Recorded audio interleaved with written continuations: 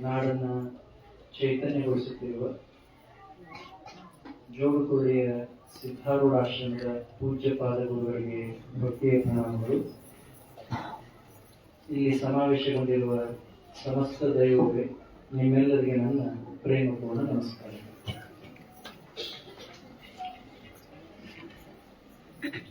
ಒಂದು 40 ನಿಮಿಷ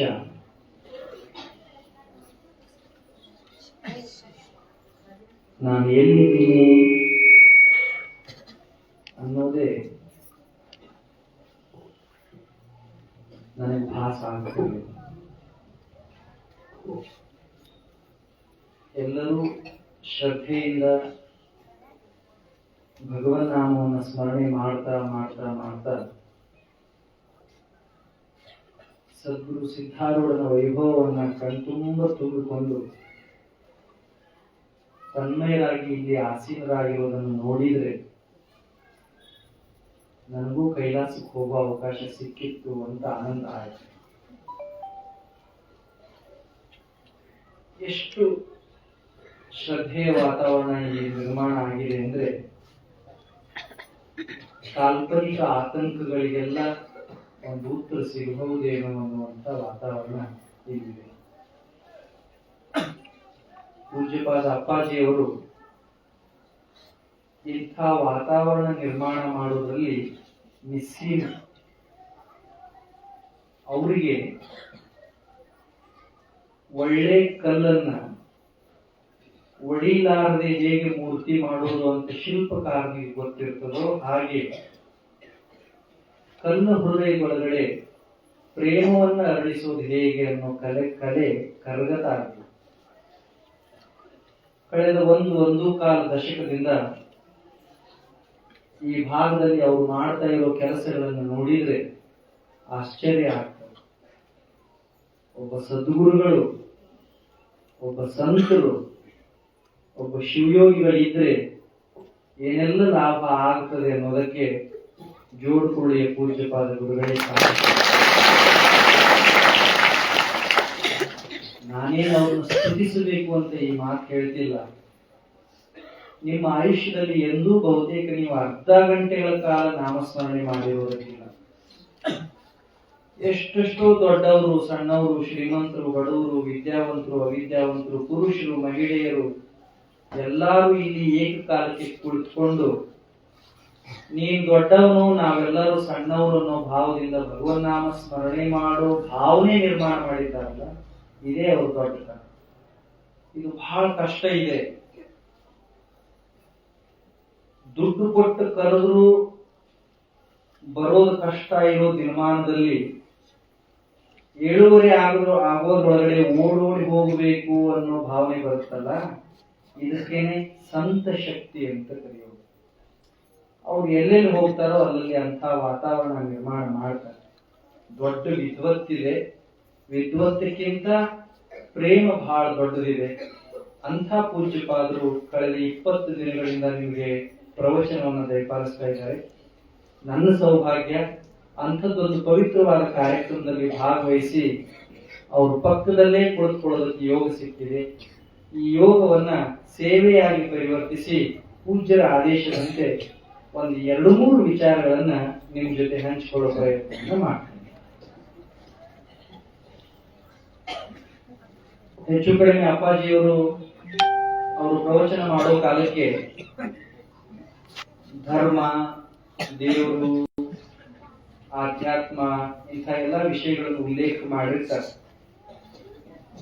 ಶಿಕ್ಷಣ ಕ್ಷೇತ್ರದಲ್ಲಿ ಸೇವೆ ಮಾಡ್ತಾ ಇರೋದ್ರಿಂದ ಸಾಮಾಜಿಕ ಕಳಕಳಿಯ ದೃಷ್ಟಿಯಿಂದ ಸ್ವಸ್ಥ ಸಮಾಜದ ಲಕ್ಷಣಗಳು ಏನು ಅನ್ನೋ ವಿಷಯಗಳನ್ನ ನಿಮಗೆ ಹೇಳೋ ಪ್ರಯತ್ನವನ್ನ ಮಾಡ್ತೀವಿ. ಯಾವ ಸಮಾಜವನ್ನ ಆರೋಗ್ಯವಂತ ಸಮಾಜ ಅಂತ ಕರೀಬೇಕು, ಇದೊಂದು ದೊಡ್ಡ ಪ್ರಶ್ನೆ. ಅದರಲ್ಲೂ ಇದು ಇವತ್ತಿನ ಅತ್ಯಂತ ತುರ್ತು ಚಿಂತನಾ ಪ್ರಶ್ನೆ. ಹೀಗೆ ನಾವೆಲ್ಲ ಮೈ ಮರೆತು ಬಿಟ್ರೆ, ಈಗ ಹೇಗೆ ಮೈ ಮರೆತಿದ್ದೇವೋ ಹಾಗೆ ಎಲ್ಲರೂ ಸೇರಿ ಇಲ್ಲಿ ಸಮಾಜ ಅನ್ನೋ ಶಬ್ದವನ್ನ ಸಣ್ಣ ಅರ್ಥದಲ್ಲಿ ನೋಡ್ಬಾರ್ದು. ಅಖಂಡ ಮಾನವ ಸಮಾಜ ಅಂತಾನೆ ನೋಡ್ಬೇಕು. ಜಾತಿ, ಮತ, ಕುಲ, ಗೋತ್ರ, ಪ್ರಾಂತ್ಯ, ವರ್ಗ, ವರ್ಣ, ದೇಶಾನ್ ಮೀರಿ ಮಾನವ ಸಮಾಜ ಅಂತ ನೋಡ್ತೀವಿ.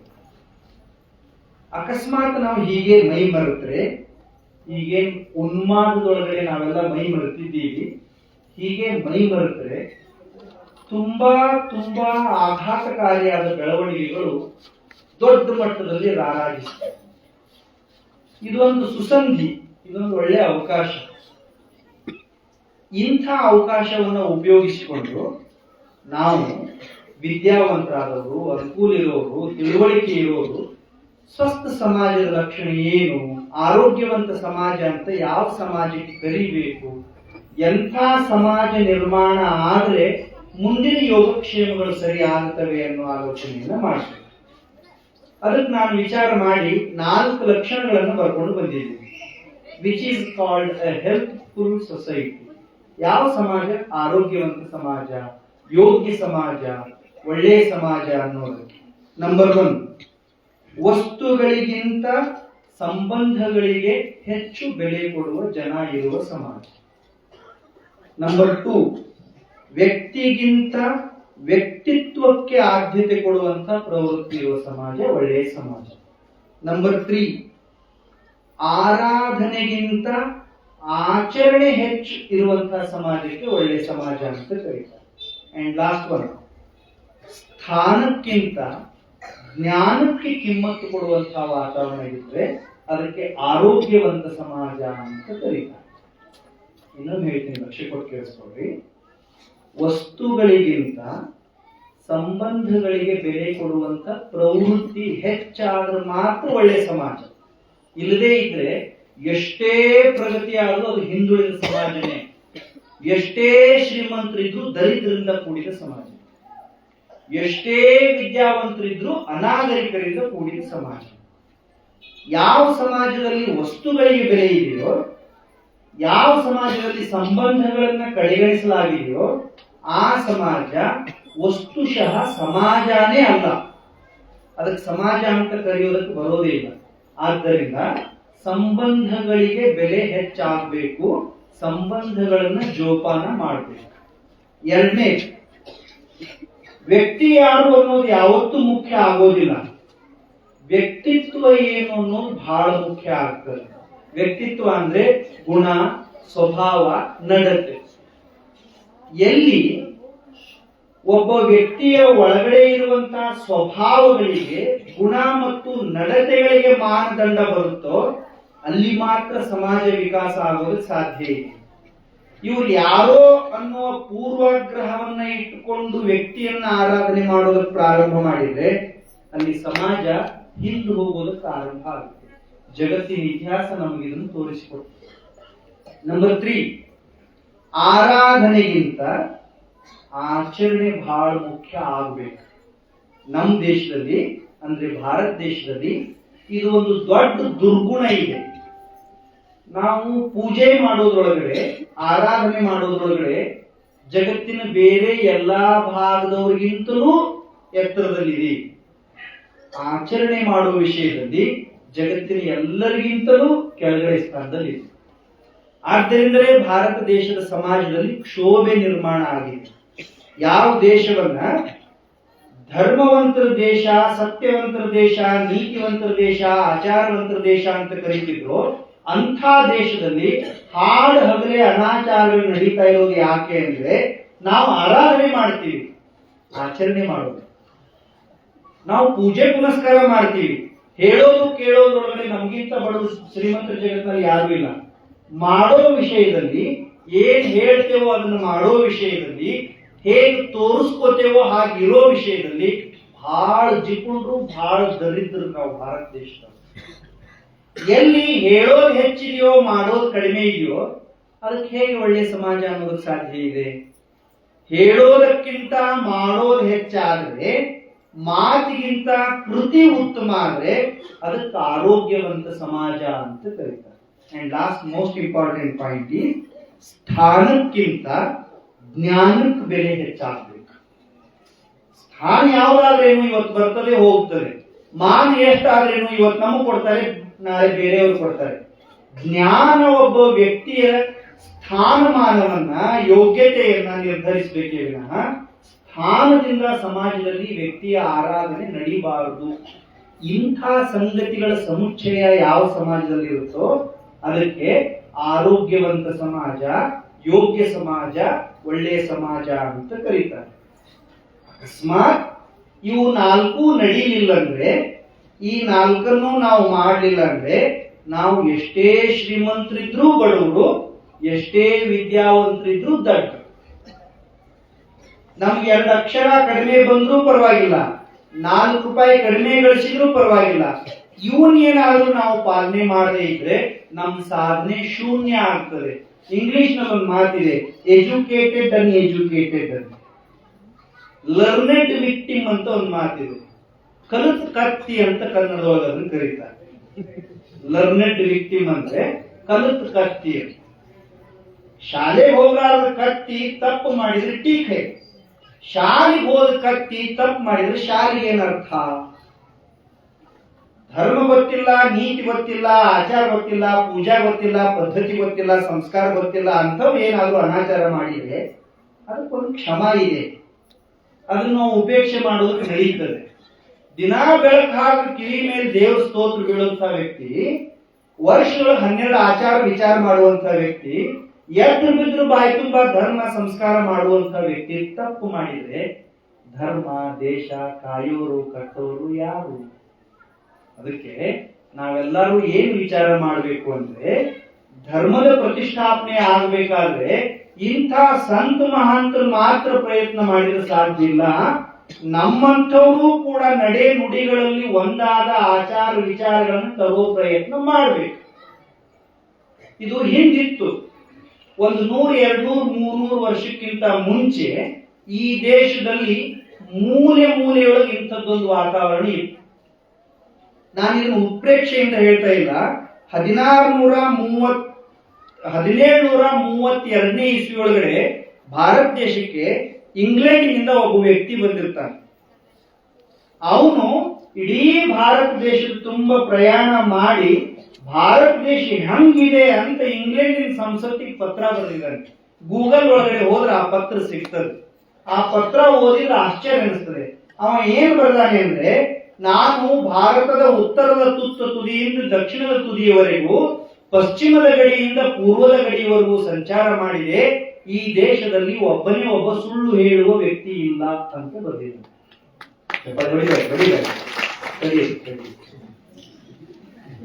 ಈ ದೇಶದೊಳಗೆ ಮೋಸ ಮಾಡೋದೇನು ಅನ್ನೋದೇ ಈ ಜನಕ್ಕೆ ಗೊತ್ತಿಲ್ಲ. ಅನ್ಯಾಯ, ಅತ್ಯಾಚಾರ, ಅನಾಚಾರ ಕನಸಿನೊಳಗೂ ಇವ್ರಿಗೆ ಗೊತ್ತಿಲ್ಲ ಅಂತ ಬರೆದಿದ್ದಾನೆ. 1736 lord Macaulay's letter to England senate. ಗೂಗಲ್ನಾಗ ಹೋಗ್ರಿ, ಫೋನ್ ಅದಾವಲ್ಲ, ಸಾಲಿ ಕಲ್ತವ್ರಿದ್ರ ಕಲೀಲಾರ್ದವ್ರಿಗೆ ಕನ್ನಡದಾಗ ತೆಗೆದು ತೋರ್ಸ್ರಿ. ಪತ್ರದಾಗ ಬರ್ದಾನ, ಭಾರತ ದೇಶದೊಳಗ ಎಲ್ಲಿ ಹುಡುಕಿದ್ರು ಮೋಸ ಮಾಡೋರು, ಸುಳ್ಳು ಹೇಳೋರು, ಕಳ್ತನ ಮಾಡೋರು ಯಾರು ಸಿಗುವುದಿಲ್ಲ, ಬಹಳ ಒಳ್ಳೆ ಜನ ಅದಾರ ಅಂತ ಬರ್ದಾನ. ಅವ ಪತ್ರ ಬರೆದು ಇವತ್ತಿಗೆ ಹೆಚ್ಚು ಕಡಿಮೆ 176, 78, 80 ವರ್ಷ ಆಯ್ತು. 178 ವರ್ಷದಾಗ ದೇಶದಾಗ ಚಲೋ ಎಲ್ಲದಾರಂತ ಹುಡುಕಿದ್ರು ಸಿಗ್ಲಾರಂತ ವಾತಾವರಣ ಯಾಕೆ ನಿರ್ಮಾಣ ಆಯ್ತು? ವಿಚಾರ ಮಾಡ್ಬೇಕಲ್ಲ ನಾವು. ಅಲ್ಲ, ಈ ದೇಶದಾಗ ಎಷ್ಟು ಪರಸ್ಪರ ಪ್ರೀತಿಯಿಂದ ಜನ ಬದುಕ್ತಾರಂದ್ರ ಅವರಿಗೆ ನಂದು ತಂದು ಅನ್ಲಾರ್ದೆ ಕಷ್ಟದೊಳಗೆ ಯಾರ್ಯಾರೋ ಅವ್ರ ಕಣ್ಣೀರ ಮುಖ್ಯ ಆಗ್ತದೆ ಅಂತ ಚೀನಾದ ಪ್ರವಾಸಿಗ ಒಬ್ಬ ತನ್ನ ಪುಸ್ತಕದಾಗ ಬರ್ದಾನ.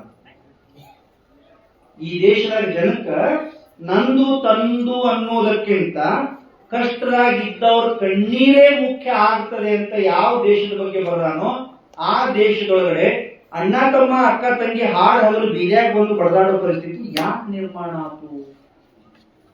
ಯಾವ ದೇಶದೊಳಗಡೆ ಎಲ್ಲೋ ಗುಡ್ಡದ ಗುಹೆಯೊಳಗಡೆ ಕುಳಿತುಕೊಂಡು ಮಾತೃ ದೇವೋ ಭವ ಪಿತೃ ದೇವೋ ಭವ ಅಂತ ಋಷಿಗಳು ಪ್ರಾರ್ಥನೆ ಮಾಡಿ ಜಗತ್ತಿಗೆ ಮಂತ್ರ ಕೊಟ್ಟರು ಅಂತ ದೇಶದೊಳಗಡೆ ಹೆತ್ತ ತಾಯಿಯನ್ನ ಹಾದ್ಯಾಗ ಬಿಟ್ಟು ಹೋಗುವ ಸಂಸ್ಕೃತಿ ಯಾಕೆ ಬೆಳೀತು? ಅಪ್ಪ ಅಂದ್ರೆ ಎಲ್ಲಾರ್ಗಿಂತ ದೊಡ್ಡವ, ಅವ ಕೊಟ್ಟ ಅನ್ನ ಅವನು ಬೆವರಿನ ಫಲದಿಂದ ಜೀವನ ನಡೆದದೆ ಅನ್ನೋದನ್ನ ಜಗತ್ತಿಗೆ ಕಲಿಸಿದ ದೇಶದೊಳಗಡೆ 10 ರೂಪಾಯಿ ಅಪ್ಪನ ಮರ್ಡರ್ ಮಾಡೋ ಪರಿಸ್ಥಿತಿ ಬಂತು ಅಂದ್ರೆ ಮತ್ತು ಧರ್ಮ ದೇಶ ಅಂದ್ರೆ ಯಾರು ಉಳಿಸ್ಬೇಕು, ಇದನ್ನ ಯಾರು ವಿಚಾರ ಮಾಡಬೇಕು? ಮತ್ತೆ ಇದು ಹಿಂಗ್ಯಾಕೆ ಆಯ್ತು? ಅಂಥ ದೇಶ ಇಂಥ ದೇಶ ಯಾಕಾತು? ಇದಕ್ಕೆ ನಮ್ದೇನು ಜಿಮ್ಮೆದಾರಿ ಇಲ್ಲೇನು? ಇದನ್ನ ಸರಿ ಮಾಡಕ್ ಆಗೋದಿಲ್ಲೇನು ಅಂತ ನಾವು ವಿಚಾರ ಮಾಡಲಿಲ್ಲ ಅಂದ್ರ ಇಂಥ ಮಹಾತ್ಮರು ಪಟ್ಟ ಶ್ರಮ ಹಳ್ಯಾಗ ಹುಣಸೆ ಹಣ್ಣು ತೊಳೆದಂತ. ಇಂಥವ್ರು ಎಷ್ಟು ಮಂದಿ ಎಲ್ಲ ಗೊತ್ತೈತಿ ದೇಶದಾಗ? ಸ್ವಾಮಿಗಳು, ಸಂತರು, ಯೋಗಿಗಳು 12% ಹಿಂದೂ ಜನಸಂಖ್ಯಾ ಅಂಕಿಅಂಶದ 1-10% ಹೆಚ್ಚು ಕಡಿಮೆ ಮಾಡಿದ ಒಟ್ಟು ಭಾರತ ದೇಶದಾಗ 13-14 ಕೋಟಿ ಜನ ಸ್ವಾಮಿಗಳು ಅದ. ಏನ್ ಗರ್ಜ್ ಐತ್ರಿ ಅವರಿಗೆ?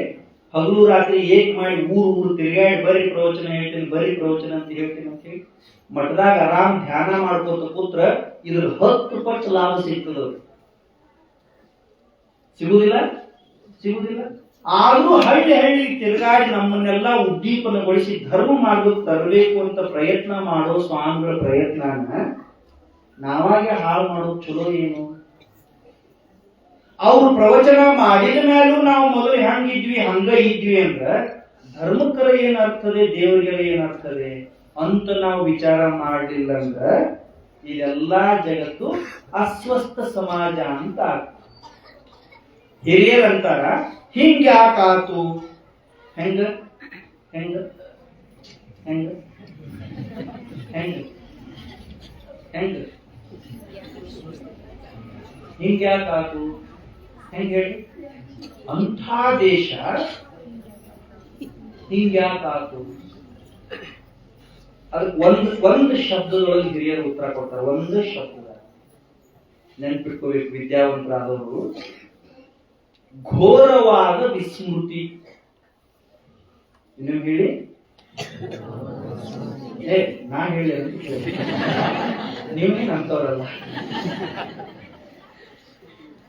ಘೋರವಾದ ವಿಸ್ಮೃತಿ ಅಂದ್ರ ಮರ್ತದ್ದು, ಮುದ್ದಾಂ ಮರ್ತದ್ದು, ಗೊತ್ತಿದ್ದು ಉದಾಸೀನ ಮಾಡಿದ್ದು. ಎಲ್ಲಾ ಗೊತ್ತಿದ್ದು ಎಲ್ಲಾ ಇದ್ದು ಉದಾಸೀನ ಮಾಡೋರ್ಗಿಂತ ದಡ್ರು ಯಾರಿರ್ತಾರ ಜಗತ್ತೊಳಗಡೆ? ನಮ್ಮ ಹಿಂದೆ ಹಿರಿಯರು ಏನೇನು ಮಾಡಿದ್ರು, ಹೆಂಗ್ ಜೀವನ ಮಾಡಿದ್ರು ಅನ್ನೋದು ಕಲ್ಪನಾ ಕೂಡ ಇರ್ಲಾರ್ದ ಬದುಕ್ತಾ ಇದ್ದೀವಿ. ನಮ್ಮಂತ ಕೃತಜ್ಞರ ಜಗತ್ತಿನಾಗ ಯಾರ ಸಿಗಕ್ ಸಾಧ್ಯ ಇದೆ? ಒಬ್ಬ ಹುಡುಗಿದ್ದಾಜಿ ಒಂದ್ ದಿವ್ಸ ಮನ್ಯಾಗ ಬಂದ. ಅವ್ವ ಅಪ್ಪ ಕೂತಿದ್ರು, ಅವ್ರ ಮುಂದೆ ಮಂಡಿ ಹೆಚ್ಚಿ ಕುತ್ಕೊಂಡ. ಅವಾಗೇನ್ ದೊಡ್ಡ ಮನಿ ಇರ್ಲಿಲ್ಲ, ಊರ್ ಇರ್ಲಿಲ್ಲ, ರಸ್ತೆ ಇರ್ಲಿಲ್ಲ, ಕಾರ್ ಇರ್ಲಿಲ್ಲ, ಫ್ಯಾನ್ ಇರ್ಲಿಲ್ಲ, ವ್ಯಾನ್ ಇರ್ಲಿಲ್ಲ, ಎಲ್ಲ ಅಡಿವ್ಯಾಗ ಕಾಡಿನ ಮೃಗಗಳ ಜೊತೆ ಜೀವನ ಮಾಡ್ತಿದ್ರು, ಧೈರ್ಯದಿಂದ ಇದ್ರು. ನಾವು ಊರಾಗ ಸ್ವಚ್ಛಂದವಾಗಿ ಬದುಕ್ತಾ ಇದ್ದೀವಿ, ಹೊರಗೆ ಹೋಗಕ್ ಧೈರ್ಯ ಇಲ್ಲ ನಮ್ಗೆ. ಮನ್ಯಾಗ ಬಂದ, ಅಪ್ಪ ಅವ್ವ ಕೂತಿದ್ರು, ಅವ್ರ ವಯಸ್ಸಾಗಿತ್ತು, ಅವ್ರ ಮುಂದೆ ಕೂತ, ಮಂಡಿ ಹೆಚ್ಚಿದ, ಸಾವಕಾಶ ಇಬ್ಬರು ಕಾಲ ಮೇಲೆ ಕೈ ಇಟ್ಟ, ಒಂದು ಮಾತು ಕೇಳ. ಅಪ್ಪ ಅವ್ವ, ನಿಮ್ದು ಕಡಿ ಆಸೆ ಏನು, ಕೊನೆ ಆಸೆ ಏನು ಅಂತ ಕೇಳ. ಅವ್ರಿಬ್ರ ಮೇಲೆ ಕೈ ಇಟ್ಟಿದ್ದಲ್ಲ, ಅವ್ರಿಬ್ರು ಅವನ ತಲೆ ಮೇಲೆ ಕೈ ಇಟ್ಟು ಹೇಳಿದ್ರು, ನಾವಿಬ್ರು ಸೇರಿ ಏಕಕಾಲದಾಗ ಎಲ್ಲಾ ತೀರ್ಥಕ್ಷೇತ್ರಗಳು ಯಾತ್ರೆ ಮಾಡ್ಬೇಕು ಅಂತಂದ್ರು. ಎರಡನೇ ಮಾತು ಹುಡುಗ ಮಾತಾಡ್ಲೇ ಇಲ್ಲ. ಹೊರಗೆ ಹೋದ, ಒಂದ್ ಉದ್ದೊಂದು ಕಟ್ಟಿ ತಗೊಂಡ, ಕಟ್ಟಿ ತುದಿಗೆಲ್ಲ ಬುಟ್ಟಿ ಕಟ್ಟಿದ, ಒಂದ್ ಬುಟ್ಟಾಗ ಅವ್ರನ್ನ ಕುಂಡಿಸಿದ, ಒಂದ್ ಬುಟ್ಟಾಗ ಅಪ್ಪನ ಕುಂಡಿಸಿದ, ಇಬ್ಬರನ್ನ ಹೆಗಲ ಮೇಲೆ ಕುಂಡಿಸ್ಕೊಂಡ ಎಲ್ಲಾ ತೀರ್ಥಕ್ಷೇತ್ರಗಳು ಯಾತ್ರೆ ಮಾಡಿಸಿದ. ಕತಿ ಇಲ್ಲಿ ಮುಗಿಲಿಲ್ಲ, ಕತಿ ಹೀಗೆ.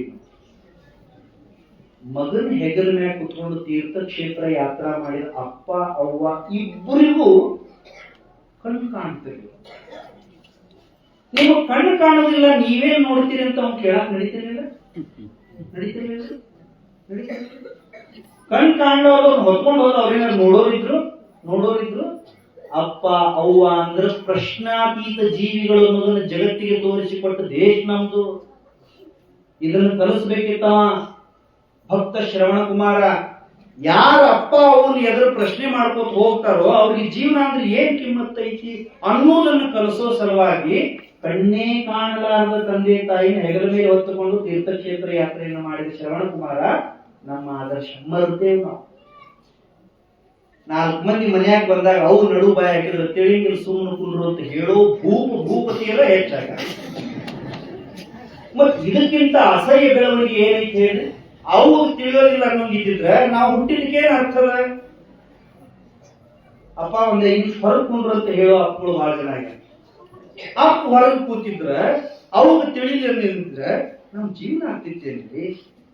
ಮತ್ ನಮ್ ತಿಳುವಳಿಕೆಗರ ಏನಾಗ್ತದ, ನಮ್ ಬುದ್ಧಿಗರ ಏನಾಗ್ತದ? ಅವ ಹೊರಗೆ ಹೋಗಿದ್ದ, ಒಳಗ್ ಬಂದ, ಅಪ್ಪ ಎಲ್ಲಿ ಅಂತ ಕೇಳಿದ. ಅಪ್ಪ ಎಲ್ಲೋ ಮೂಲ್ಯಾಗ ಗ್ವಾಡಿಗೆ ಬೆನ್ನ ಹಚ್ಚಿ ಕೂತಿದ್ದ. ಅಪ್ಪ ಗ್ವಾಡಿಗೆ ಬೆನ್ನ ಹಚ್ಚಿ ಕೂತಿದ್ದ ಮನಸ್ಸಿಗೆ ನೋವಾಗಿಲ್ಲ. ಅಪ್ಪನ ತಲೆ ಕೆಳಗಾಗಿತ್ತು. ಸಮೀಪ ಹೋಗಿ ತಲೆ ಎತ್ತಿದ. ಅಪ್ಪನ ಕಣ್ಣಾಗಿಂದ ಕಣ್ಣೀರು ಬಂದು. ಯಾಕೆ ಅಂತ ಕೇಳಿದ ಮಗ, ನನ್ನ ಜೀವಿರೋ ಮಠ ನಿನ್ನ ಕಣ್ಣಾಗ ನೀರು ಬರಬಾರಲ್ಲ ಮಗ. ಅವಂಗ ಮಗ ಅಂತ ಕರೆ, ಓದೋರು ಯಾರು ಮಕ್ಕಳಲ್ಲ. ಅಪ್ಪನ ಕಣ್ಣಾಗ ಕಣ್ಣೀರು ತರಿಸಿರ ಅವ ಎಂತ ಮಗ? ಅವನ ತಲೆ ಬಗ್ಸಿದ್ರ ಅಕೆ ಎಂತ ಮಗಳು ಹೇಳ್ರಿ? ಇದನ್ನ ಶಾಲೆಯಾಗ ಕಲಿಸ್ಲಿಲ್ಲ ಅಂದ್ರೆ, ಇದನ್ನ ಅಪ್ಪ ಅವ ತಿಳಿಸ್ಲಿಲ್ಲ ಅಂದ್ರೆ ಅದೆಂತ ಶಾಲೆ, ಅದೆಂತ ಶಿಕ್ಷಣ, ಅದೆಂತ ಸಂಸ್ಕಾರ? ಅಪ್ಪ ನಿನ್ ಕಣ್ಣಾಗ ಕಣ್ಣೀರ್ ಬರಬಾರ್ದು, ನೀ ಯಾಕೆ ಹೇಳಕತ್ತಿ ಹೇಳಂದ. ಮಕ್ಕ ಹೇಳಾಕ ಅಪ್ಪಗೆ ನಾಚಿಗೆ ಬಂತು. ಮಗ ಒತ್ತಾಯ ಮಾಡಿದಕ್ಕೆ ಹೇಳಿದ, ಏನಿಲ್ಲ, ಮುಂಜಾನೆ ಆದ್ರೂ ನಿನ್ ಪಟ್ಟು ಕಟ್ಟಬೇಕಾಗಿತ್ತು, ರಾತ್ರಿ ಸಣ್ಣ ಮಾತು ಕೊಟ್ಟೆ, ನೀ ಕಾಡಿಗೆ ಹೋಗ್ಬೇಕಾಗೈತಿ ಅಂತಂದ ಅಪ್ಪ. ಏನನ್ಬೇಕು ಮಗ? ಇಷ್ಟು ಚಿಲ್ಲರ್ ವಿಷಯ ಕಣ್ಣೀರ್ ಹಾಕ್ತಿ? ಎಂತ ಮಗನೇಮ? ಸೂರ್ಯ ಚಂದ್ರ ಇರೋವರೆಗೂ ಮಗ ಹೆಂಗಿರ್ಬೇಕಂದ್ರೆ ಅವನ ದೊಡ್ಡ ಉದಾಹರಣೆ ಬಿಟ್ಟರೆ ಬೇರೆ ಯಾರುಲ್ಲ. ಇಂಥ ಚಿಲ್ಲರ್ ವಿಷಯ ಕಣ್ಣೀರ್ ಹಾಕ್ತಿ? ನಿನ್ನ ತಲಿ ಎತ್ತಿ ನಡೀತಿ ಅನ್ನೋದಾದ್ರೆ 14 ವರ್ಷ ಅಲ್ಲ, ಆಯುಷ್ಯ ಪೂರ್ತಿ ಅರಣ್ಯದಾಗೆ ಇರ್ತೀನಿ, ಅದಕ್ಕೆ ಯಾಕೆ ಕಳ್ತಿ ಅಂತಂದ. ಅಷ್ಟ ಅಲ್ಲೋ, ನಿನ್ ತಮ್ಮಗ್ ಪಟ್ಟ ಕಟ್ವಿ. ಇದಕ್ಕಿಂತ ದೊಡ್ಡ ಖುಷಿ ವಿಷಯ ಯಾವ್ದೈತಿ? ಹೌದ್, ಖುಷಿ ಸೆ ದೇತಾ ಹೂಂ ಅಂದ. ಹೆಂಡತಿ ಕರ್ಕೊಂಡು ತಮ್ಮನ್ ಕರ್ಕೊಂಡು ಭಾಗ ಮರ್ಯಾದಾ ಪುರುಷೋತ್ತಮ ಶ್ರೀರಾಮಚಂದ್ರ.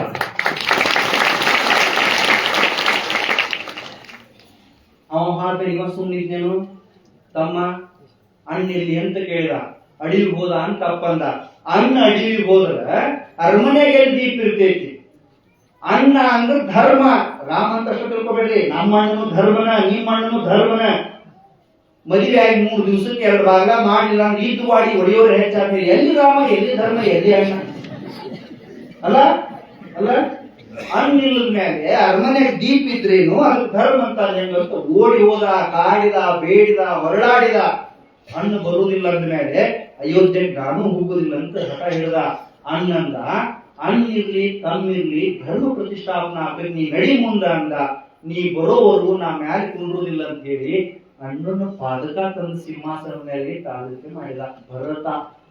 ಅದಕ್ಕೆ ನಮ್ಮ ದೇಶ ಭಾರತ ಅಂತ. ಭಾರತದಾಗ ಹೊರಗೆ ಹೋಗಿ ಸಾಕು, ಕುರ್ಚಿ ಮೇಲೆ ಕುಂಡಿರ್ತೀನಿ ಅನ್ನೋ ಪ್ರವೃತ್ತಿ ಯಾಕೆ ಮರೆತೀವಿ ನಾವು? ಇದನ್ನೆಲ್ಲ ಮರೆತೀವಿ ನಾವು.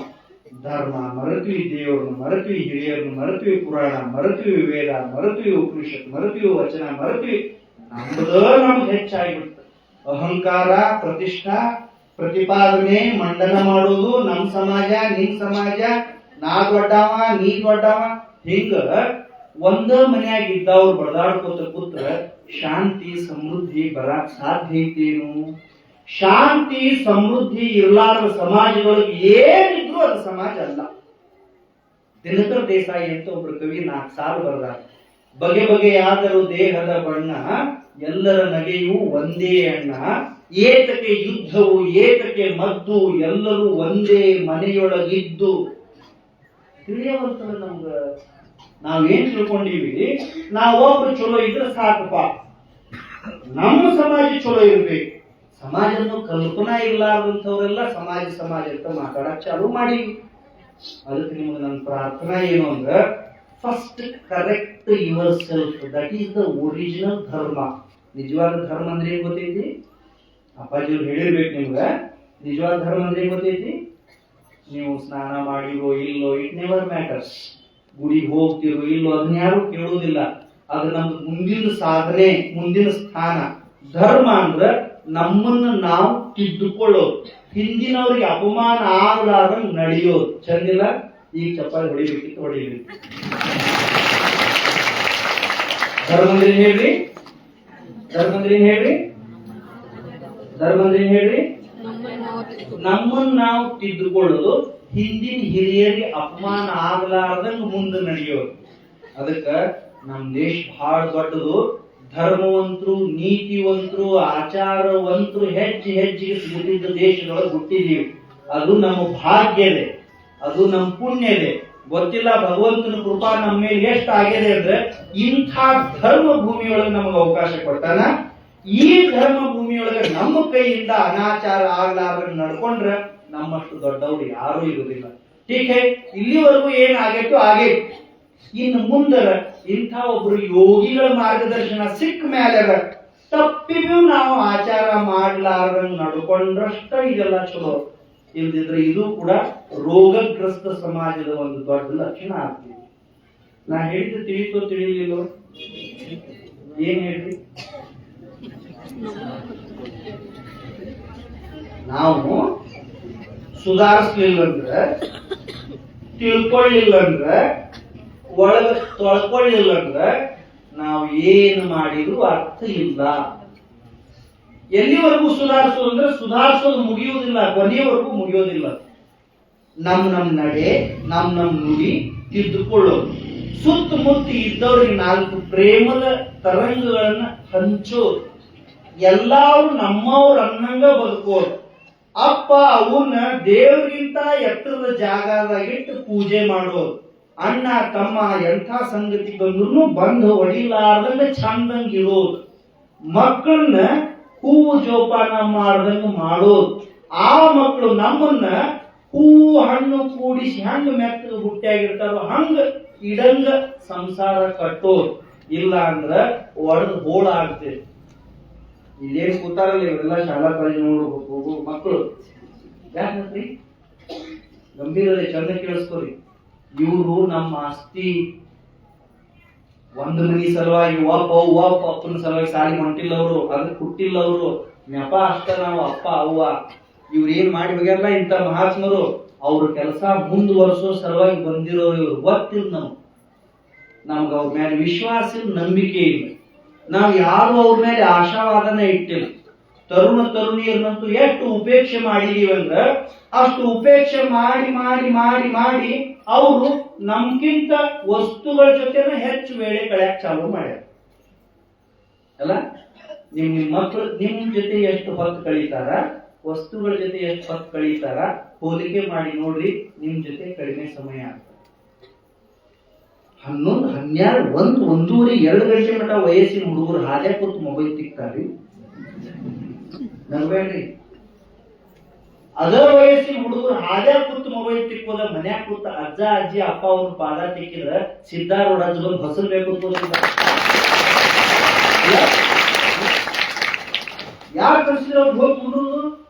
ಅವ್ರ 6ಕ್ಕೆ ಬರೋರು 7ಕ್ಕೆ ಬಂದಾಗ ಅವು ಎದ್ದು ಕಪಾಳ ಹೊಡಿಲಿಲ್ಲ. ನೀ ಯಾಕೆ ತಡ ಮಾಡಿದೆವು ಅಂತ ಅಪ್ಪ ಕೇಳಲಿಲ್ಲ. ನಾವ ಕೇಳಿಲ್ಲ ಅಂದ್ರೆ ಅವ್ರನ್ನ ಕೇಳಕ್ಕೆ ಅಮೆರಿಕದವ್ರು ಬರ್ತಾರು. ಮಕ್ಕಳ ಬಗ್ಗೆ ಕಾಳಜಿ ಮಾಡಿ ಕ್ಷಮಿಸ್ರಿ, ಅನ್ಯತಾ ಭಾವಿಸ್ಬೇಡ್ರಿ. ಮುಂದೆ ಕೂತಿ 7 ಹುಡುಗಿಯರ ಕೈ ನೋಡಿದೆ, ಒಬ್ಬರ ಕೈಯಾಗೂ ಬಳಿ ಇಲ್ಲ. ಅರ್ಧ ತಾಸು ಸ್ವಾಮೀಜಿ ನಿಂತು ಆಜು ಬಾಜು ಯಾರದಾರಂತ ಗೊತ್ತಿಲ್ಲ ಅದನ್ನ ಪೂಜೆ ಮಾಡಿದ್ರಿ. ಶ್ರಮಕ್ಕೊಂದು ಅರ್ಥ ಬೇಡ. ಯಾಕ ಅವು ಅದಕ್ಕೆ ಈಗ ಹೋಗ್ಬೇಕಾದ್ರೆ ಬಳಿ ಹಾಕೊಂಡು ಅಂತ ಹೇಳೋದು ಆಗುದಿಲ್ಲ. 11ನೇ 12ನೇ ಹುಡುಗಿಯರಿಗೆ ಸಾಲಿ ಕಲಿಸ್ತೀನಿ. ಮೊನ್ನೆ ಬೇಕು ಹುಡುಗಿ ಹೇಳಿದೆ, ಬಳಿ ಹಾಕೊಂಡು ಬಂದ್ರ ನನ್ನ ಪಾಠ ಕುಂಡ್ರು, ಇಲ್ಲ ಅಂದ್ರೆ ಕುಂಡ್ರು ಬೇಡ. 16 ವರ್ಷ ರೀ, ಬಳಿ ಹಾಕೊಂಡ್ರ ಕೈ ಮುಗಿತಾವ. ಇನ್ನೊಂದಿಷ್ಟು ಮಂದಿ ಪಂಡಿತರು ಚಾಲು ಆಗ್ಯಾರ, ಹೆಣ್ಮಕ್ಳ ಯಾಕೆ ಬಳಿ ಹಾಕೋಬೇಕು? ಇಂಥ ಅನರ್ಥದ ಪ್ರಶ್ನೆಗೆ ಉತ್ತರ ಇಲ್ರಿ. ಸಂಸ್ಕೃತಿ ಉಳಿಸ್ಲಿಲ್ಲ ಅಂದ್ರೆ ಧರ್ಮ ಬೆಳೆಯಂಗಿಲ್ಲ. ಬಹಳ ಅಧ್ಯಯನ ಮಾಡಿ ಕೂಲಂಕುಷವಾಗಿ ನೋಡಿದ್ರೆ ಹೆಣ್ಮಕ್ಳ ಯಾಕೆ ಬಳಿ ಹಾಕೋಬೇಕು ಅನ್ನೋದು 1000 ಕಾರಣ ಅದಾವ. ಹೆಂಗಿರ್ಬೇಕು, ಹೆಂಗ ನಡಿಬೇಕು, ಹೆಂಗ ನುಡಿಬೇಕು ಅನ್ನೋದಕ್ಕೆ ಧರ್ಮ ಅಂತ ಕಲಿಸ್ರಿ ಅವ್ರಿಗೆಲ್ಲ. ಕೊನೆಯದೊಂದು ಮಾತು ಹೇಳ್ತೀನಿ. ನಿಮ್ ಮನೆಯಾಗ ಯಾರ್ಯಾರು ಮಕ್ಕಳು ಅದಾರಲ್ಲ ಅವ್ರಿಗೆಲ್ಲರಿಗೂ ಒಂದು ಪದ್ಧತಿ ರೂಢಿ ಮಾಡಿ. ಏನಂದ್ರ ಮುಂಜಾನೆ ಎದ್ದ ಮೇಲೆ ಮನ್ಯಾಗ ಎಲ್ಲಾ ಹಿರಿಯರಿಗೆ ನಮಸ್ಕಾರ ಮಾಡೋದು. ನಾನು ಹೇಳೋದು ಕೇಳ್ತೈತಿ. ಸಣ್ಣವ್ರು ಹೇಳೋದು ಏನಂತ, ಮುಂಜಾನೆ ಎದ್ದ ತಕ್ಷಣ ಜಳಕ ಮಾಡಿದ್ರ ಜಗಲಿ ಮ್ಯಾಗಿದ್ದು ದೇವ್ರಿಗೆ ಕೈ ಮುಗಿದು 2 ಊದ್ಬತ್ತಿ ಬೆಳಗಿದ್ರೆ ಸ್ವರ್ಗ್ರಿ. ಸುಮ್ಮನೆ ಮಾಡಿ ನೋಡ್ರಿ, ಅದ್ರಾಗ ಏನ್ ಮಜಾ ಐತೆ ಅನ್ನೋದು ಗೊತ್ತಾಗ್ತದೆ. ಎದ್ಯಾಗಿನ ಕಸ ಎಲ್ಲ ಹೊರಗೆ ಹೋಗಾಕ ಮಂತ್ರ ಯಂತ್ರ ಬೇಕಾಗಿಲ್ಲ. ಜಗಲಿ ಮುಂದೆ ಹೋಗಿ ನಿಂತು 2 ಕೈ ಜೋಡಿಸಿದ್ರೆ ಮುಗೀತು. ಹುಡುಗರಿಗೆ ಹೇಳಿ ಮನ್ಯಾಗ ಅವ್ಗ ಅಪ್ಪಗ ಆಯ್ಕೆ ಆದ್ರೆ ದಿನ ಕೈ ಮುಗಿ, ನೀ ಕೈಲಾಸಕ್ಕೆ ಹೋಗ್ಬೇಡ, ಕೈಲಾಸ ನಮ್ಮ ಮನ್ಯಾಗ ಬಂದು ಬೀಳ್ತೈತೆ ಅಂತ ಹೇಳ್ಬೇಕು. ಹಿಂಗ್ ಮಾಡಲಿಲ್ಲ ಅಂದ್ರೆ ದೊಡ್ಡ ಅನಾಹುತ ಆಗ್ತದೆ. 15 ವರ್ಷ ಕನ್ನಡ ಶಾಲೆಗೆ ಮಾಸ್ತರ್ ಇದ್ದೆ. ಶಾಲೆಗೆ ಒಂದು ಪದ್ಧತಿ ರೂಢಿ ಇಟ್ಟಿದ್ದೆ. ಏನಂದ್ರೆ ನಿಮ್ಗೆ ಎಲ್ಲರಿಗೂ ಒಂದು ಹೋಮ್ವರ್ಕ್ ಕೊಡ್ತೀನಿ ಅಂತ ಹೇಳ್ತಿದ್ದೆ ಸಂಜೆ ಮುಂದೆ. ಹೋಮ್ವರ್ಕ್ ಕೊಡಬೇಕು ಕೊಡಬಾರ್ದು? ಕೊಡಬಾರ್ದ್ರಿ. ನೀವೆಲ್ಲ ಶಾಲೆಗೆ ಹೋಗಿ ಸ್ಪೀಡ್ಸಿ ಹುಡುಗರು ಅಂತಾವ್ ಮನ್ಯಾಗ ಯುವಕರ ಕಾಟ ಕೊಡಬಾರ್ದ್ರಿ. ಮನಿಗ್ ಬಂದ್ಮ್ಯಾಗ ಹುಡುಗರು ಆಡ್ಬೇಕು, ಶಾಲ್ಯಾಗ ಹೋದ್ಮ್ಯಾಗ ಓದ್ಬೇಕು. ಮನ್ಯಾಗೂ ಸಾಲಿ, ಶಾಲ್ಯಾಗೂ ಸಾಲಿ. ठीक है छोड़ो. ನಾವೊಂದು ಹೋಮ್ವರ್ಕ್ ಕೊಡ್ತೀವಿ 15 ವರ್ಷ. ಏನ್ ಹೋಮ್ವರ್ಕ್ ಅಂದ್ರೆ ಮಸ್ತ್ ಊಟ ಮಾಡು.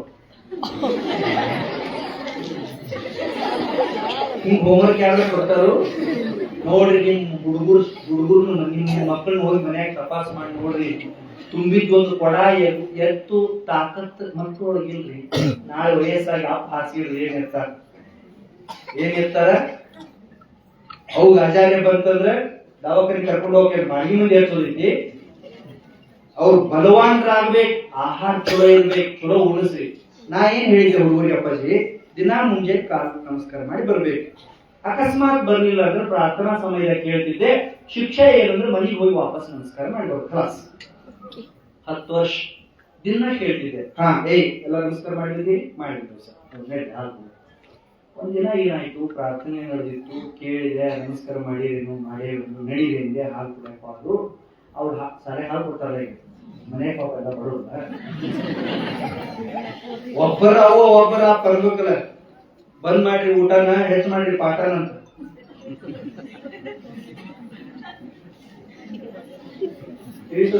ನಾ ಹೇಳಿದ್ರು ಮಾಡಿ ಅವ್ರು ಹಾಲು ಕುಡಿಯಪ್ಪ ಆದ್ರು. ನನ್ಸುನ್ನ ಗೇಟ್ ಹತ್ತೋದೆ ಒಬ್ಬ ಯಜಮಾನ್ ಹೊಂಟಿದ್ದ. ಮಾತಾಡ್ಸಿದೆ, ಏನಪ್ಪ ಆರಾಮ, ಊಟ ಆತು. ಮತ್ತ ಮಗಳು ನಮಸ್ಕಾರ ಮಾಡಿದ್ರು ಅಂತ ಕೇಳಿದೆ. ಅವನ ಮಗಳು 3ನೇ ಕೇಳಿದೆ. ಅವ ಏನಂತ ಕೇಳಿದೆ, ಇದೇನು ಹೊಸದ ಹೇಳಿದ್ರಲ್ಲ ಅಂತ. ಥರ್ಡ್ ಸ್ಟ್ಯಾಂಡರ್ಡ್ 3ನೇ ಕ್ಲಾಸ್. ನನಗೆ ಹೆಂಗರ್ಸಿರ್ಬೇಕು ಹೇಳ್ರಿ ಮಾಸ್ತರ್. 3 ವರ್ಷ ಆಯ್ತಕ್ಕೆ ದಿನ ನಮಸ್ಕಾರ ಮಾಡಿ ಬಂದೀನಿ ಅಂತ ಅಪ್ಪ ಅಂತಾನ ಹೊಸದ ಹೇಳಿದಿಲ್ಲ ಅಂತ. ನಿಲ್ಲಂದ ಕರ್ಸಿದೆ. ಏನವ ಇದಕ್ಕಿಂತ ಅನಾಚಾರ ಏನದೆ? ಮಾಡಿ ಬಂದಿಲ್ಲ ಅಂದ್ರೆ ಮಾಡಿ ಬಂದಿಲ್ಲ ಅನ್ಬೇಕಿತ್ತಲ್ಲ. ಮಾಡಿ ಬಂದಿದ್ದ ಯಾಕೆ ಸುಳ್ಳು ಮಾಡಿ? ಸಣ್ಣ ಹುಡುಗರು ದೇವ್ರ ಇದ್ದಂಗ್ರಿ. ಆಕಿ ಬಂಗಾರ ಅಂತ ಒಂದು ಮಾತಂದ. ಆಕಿ ಏನನ್ಬೇಕಪ್ಪಾಜಿ? ಸರಿ, ನೀವ್ ಹೇಳ್ದಾಗೊಮ್ಮೆ ನಮ್ಮ ಅಪ್ಪ ಕಾಲ್ ಬೀಳ್ಬೇಕಂತ ಎದ್ಯಾಗ ಬರ್ತೈತಿ. ಆದ್ರ ನಮ್ಮಪ್ಪ ಅವ್ರಪ್ಪ ನಮಸ್ಕಾರ ಮಾಡಿದ್ದ ನಾವು ಒಮ್ಮೆ ನೋಡಿಲ್ಲ.